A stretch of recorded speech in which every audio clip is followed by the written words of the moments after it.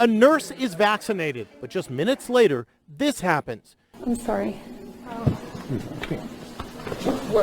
Tiffany Dover fainted as she spoke to reporters at a hospital in Chattanooga, Tennessee. But it turns out it wasn't a reaction to the vaccine.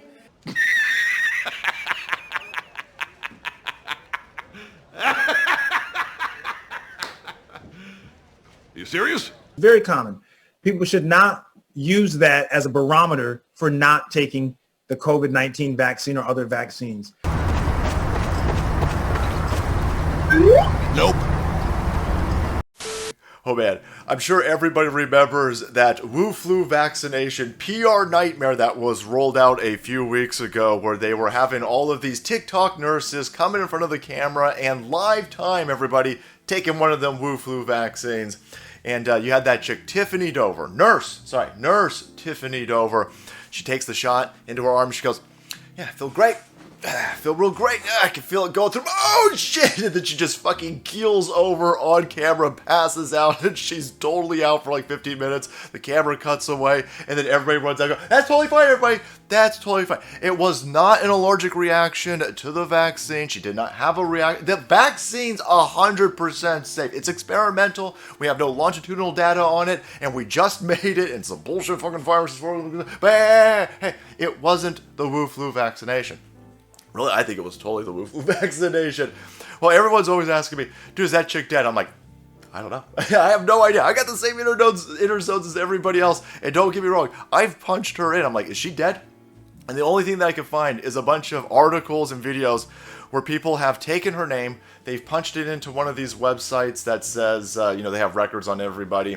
And then they go, oh, look, there's a whole bunch of records. They got a whole bunch of records on her. She's dead. I'm sitting there going, but those websites say that they have records on everybody, and then you have to pay them more money to get access to the actual records. And sure enough, once you send them 5, 10, 15, 20 bucks to get access to the records, you find out that it's all like parking tickets or some shit like this. So be wary of those articles. But hey, you don't gotta, the Tiffany Dover, that's just one, guys. That's just one instance. We got plenty of instances where doctors are having massive allergic reactions. Shit, in California, the epicenter of this new flare-up of Wu flu, half the nurses in this place won't take the Wu flu vaccine. So, I mean, we got some other things outside the Tiffany Dover situation. And if you're looking for somebody who has died right after taking the Wu flu vaccine, we actually got somebody, by the way. Holy shit, I feel so bad for this woman's family. But here's a situation. We're over here at the dailymail.co.uk, and they're telling everybody that Portuguese health worker, 41, dies 2 days after getting the Pfizer COVID vaccine, as her father says that he, quote, wants answers. Sonia Acevedo suffered a, quote, sudden death on New Year's Day 48 hours after the jab. The 41-year-old mother of 2 worked in the pediatrics at a hospital in Porto. Mrs. Acevedo had not suffered any adverse side effects after being vaccinated. Hold on, what? Well, I would imagine being dead is a hell of a side effect. So take that bullet point and shove it right up your ass, Daily Mail. They're also saying that an autopsy is expected to take place either today or tomorrow. So there you go.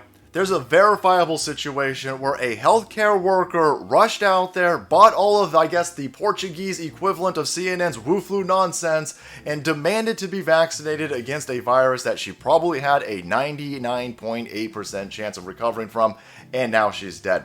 I'll link this entire article in the description box below, so if you're engaging in a discussion with somebody, you want to talk about, hey, the possibility of hospital workers dying from this vaccine, this is a better source than the Tiffany Dover one. The Tiffany Dover one, don't get me wrong, that's strong and it's impactful because we got the video of that chick fainting right after the shot.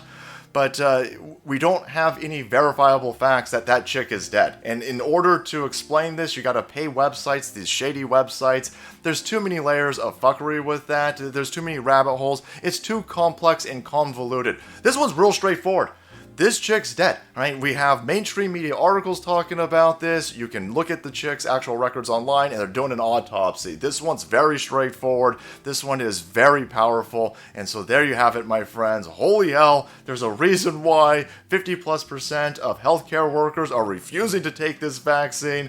These people are like, no, I'm good. I'm going to keep TikTok dancing over here, and I'll shout on my social media how dangerous this Wu flu vaccine, or how dangerous this Wu flu situation is. But I don't want the vaccine.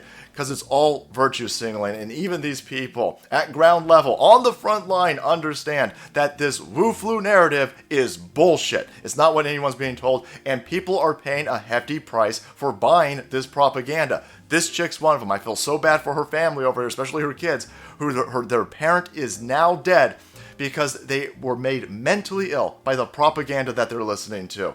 This Wu flu nonsense is a weapon. All right, everybody, thank you so much for watching the video. Support channel if you want to be kept up to date on this Wu flu bioweapon. Hit that subscribe button and make way, because the salt must flow.